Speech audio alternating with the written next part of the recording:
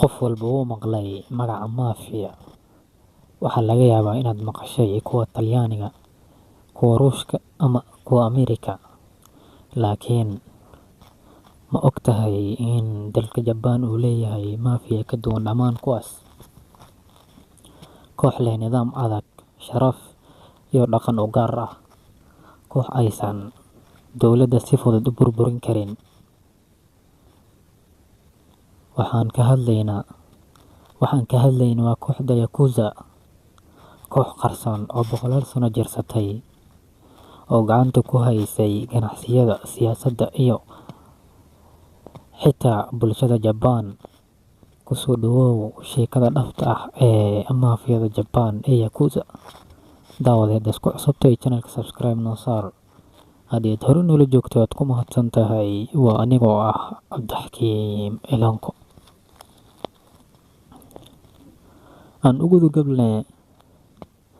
aan u gudagalno muuqaalkeena maanta. Si aad u fahanto Yakuza, waa inaad dib ugu noqotaa Japan boqolaal sano ka hor, xilligii Edo, qarnigii 17aad.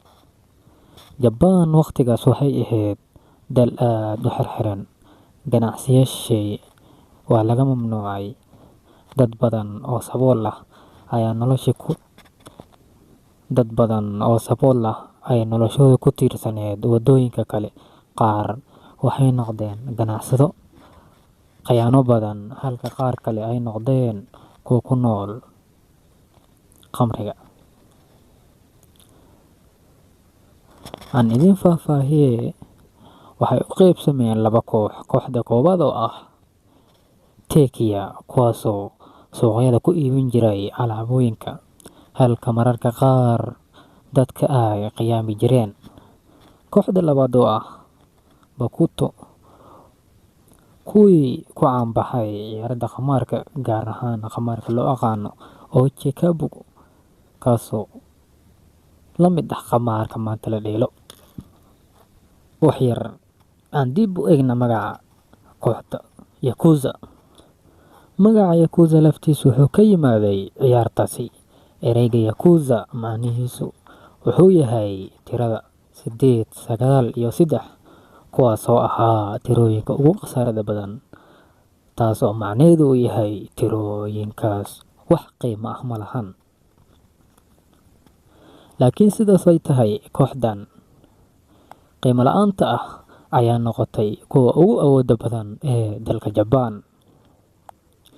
Waxay yeesheen nidaam, madax iyo dhaqan u gaar ah oo ka dhigan in loo arko mafia-da leh sharaf iyo xeerar adag. Si ka duwan mafia-da kale ee dunida, Yakuza waxay leeyihiin nidaam adag oo u eg midka militariga. Madaxa ugu sarreeya waxaa la yiraahdaa Oyabun, oo macnaheedu yahay aabaha kooxda. Kuwa hoos yimaadana waxaa la yiraahdaa Kobun, taasoo macnaheedu uu yahay caruurta ama xubnaha hoose. Halka xiriirka Oyabun iyo Kobun waa mid ku dhisan ixtiraam, daacadnimo iyo ilaalin. Xubnaha hoose waxay ballan qaadaan inay nolosha u huraan mas'uulka sare ee kooxda oo loo yaqaano Oyabun, halka Oyabunka naftiisa isagana uu ballan qaado inuu difaaco xubnihiisa, tusaale sida aabaha uu difaaco caruurtiisa.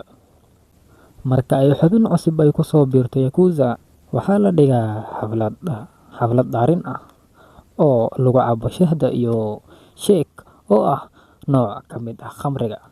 Halkaasi ayay ku dhaartaan daacadnimadooda oo buuxda.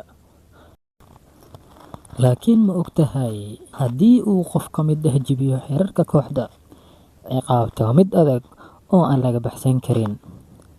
Haddii uu mid ka mid ah qalad galo ama daacadnimada uu lumiyo, waxaa la faraa inuu gooyo farta ama qayb ka mid ah gacantiisa si uu u muujiyo raaligelin, halka dhaqankaas lagu magacaabo Yubitsume.